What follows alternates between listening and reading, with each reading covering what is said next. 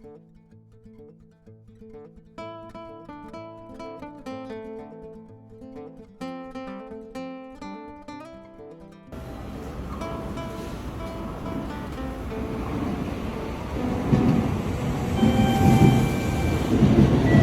you're coming to Japan, you have to visit this cafe in Tokyo, and I'm gonna tell you why. These are not just AI robots, there's a person controlling every robot in this shop.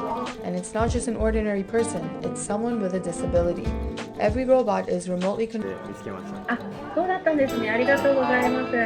私たちのね、このカフェ、あれなんですよ。あ、ドリンク、今、取ってきたやつかな。はい。よかったらお取りください。はい。こんにちは。It's probably talking, right?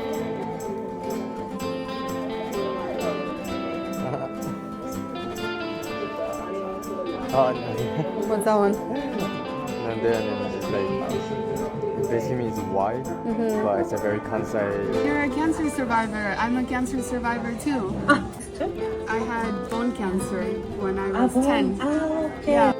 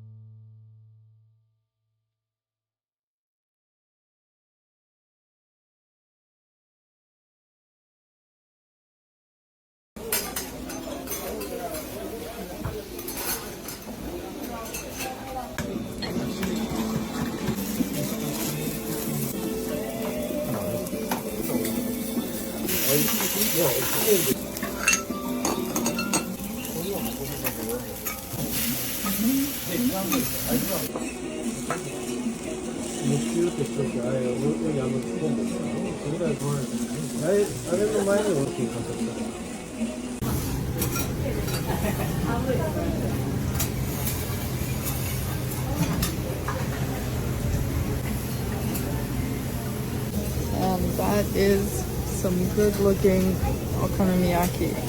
Whew.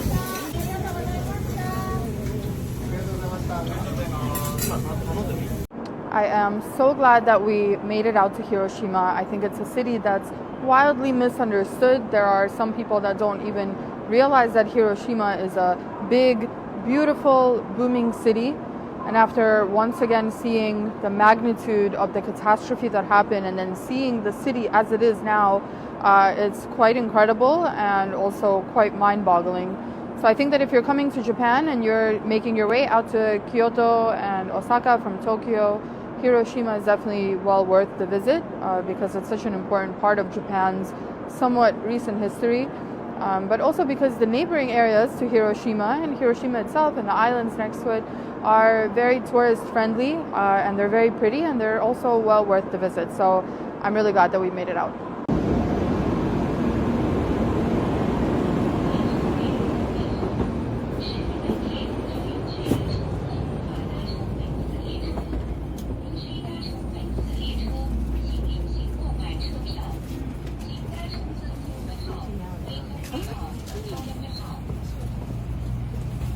Hi, Jim. Welcome to the Shinkansen. See something cool? Yeah.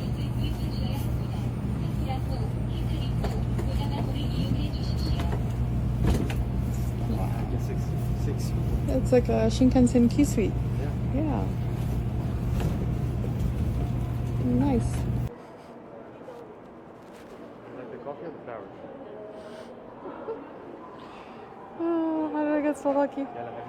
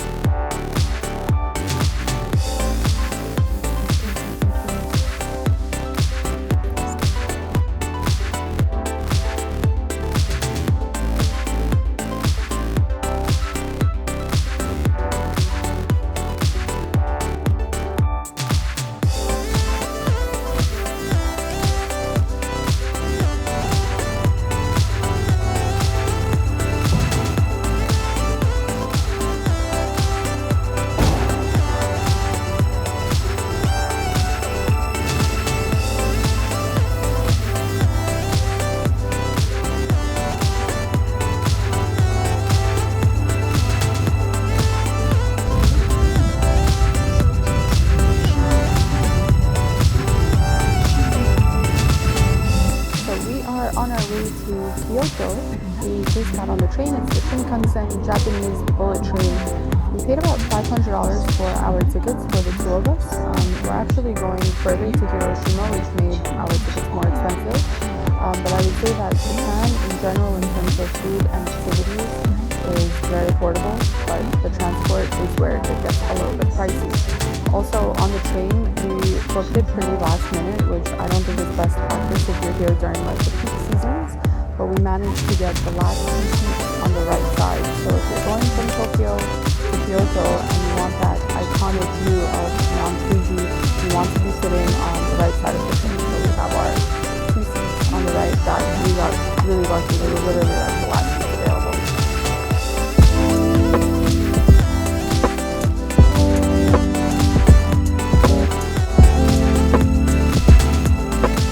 So in Kyoto, Jerome and I decided not to stay in a normal hotel, and instead we're staying in a traditional Japanese home called machiya. There are different architectural styles of traditional Japanese homes around the country. Machiya is one of them. It's very popular in Kyoto. It's like a wooden townhouse, as you can see behind me. It's very simple. I'll show you inside in just a second. I think it's a fantastic alternative to a hotel, a more traditional, authentic, local experience, and I'm very excited to check this out. If you're coming to Kyoto, don't book a hotel, book a traditional machiya instead. A machiya is Japan's traditional wooden townhouse. This one is 2 floors with a tatami room and an open-air bath with a Japanese garden. The narrow space features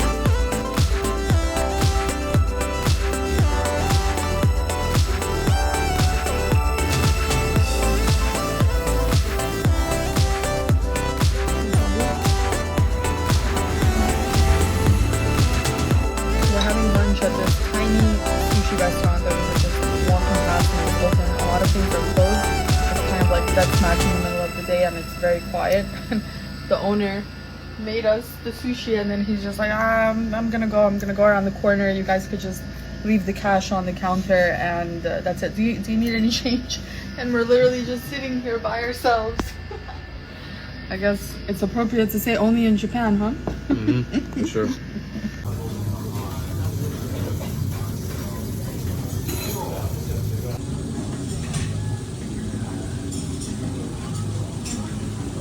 If you're coming to Japan, you have to take this train, and you won't believe how much we paid for this ride from Kyoto to Nara.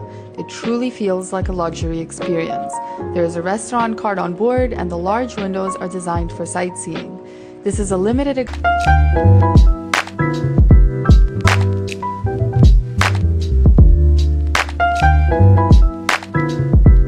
Amagasaki and Kobe Sanomiya. 下一站是大和西大寺，前往天岭江原神宫前。 This morning we arrived to a city called Nara. You must have seen it in pictures and videos with deer roaming around. It's about a day trip from Kyoto, so it took us an hour to get here. We came to Kyoto yesterday and we're doing a few day trips and then coming back to Kyoto and exploring more of that. Nara is famous for the deer, but even just walking around for the last few hours, we haven't even seen the deer yet. But the city is super, super picturesque. It's very quaint, many small streets, cafes, restaurants, street food. So I'm excited. I think there's a lot more to it than just the deer. And it's Jerome's first time here as well, so it's nice to be finally like exploring a part of Japan that he hasn't seen yet. So it's like new for both of us. So yeah, let's go take a look.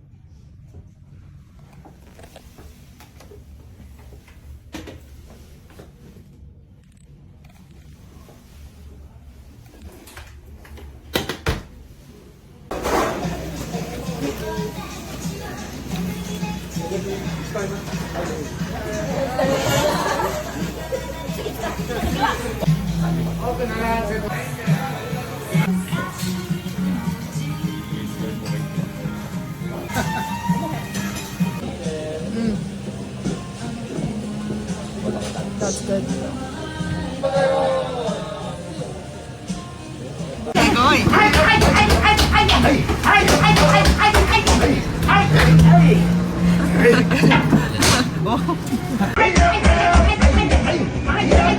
Let's go behind the scenes to see the art of mochi making. Watch an ancient tradition come to life in the heart of Nara.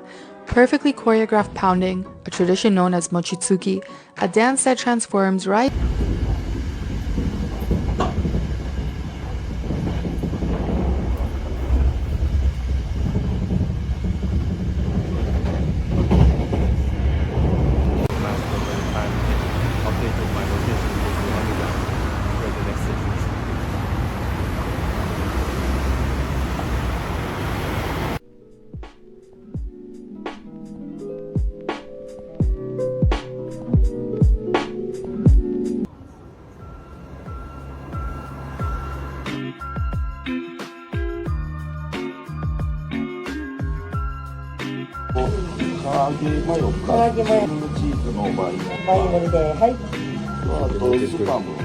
Best video I've ever had in my life. ありがとうございます。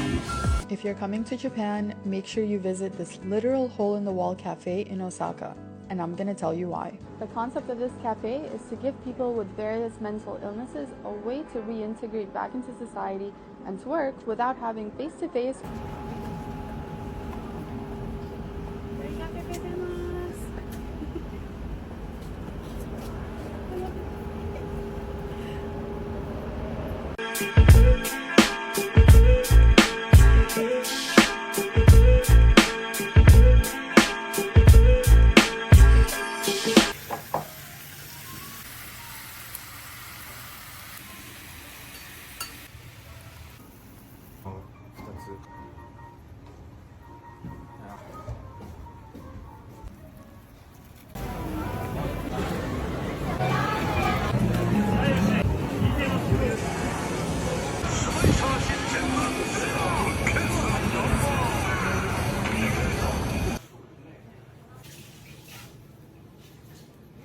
Rating everything we ate in Kyoto and Osaka, starting with sukiyaki, the best meal I've had in Japan so far. You have to come here. I'm giving it a perfect 10. These baby castellas, pleasant surprise, made a great snack, but I wish they came with some extra flavor. Onigiri Gorichan is supposed to be the best.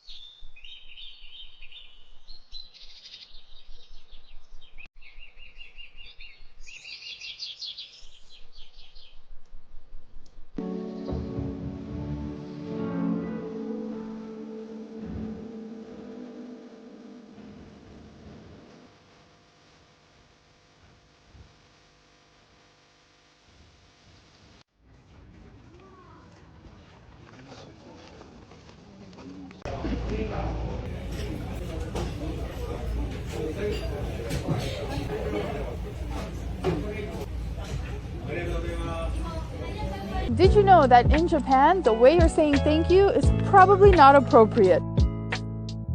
Jerome, so how do you say thank you in Japanese? So, unless you're speaking to close friends or family, always say ありがとうございます。arigatou gozaimasu. どういたしまして。Also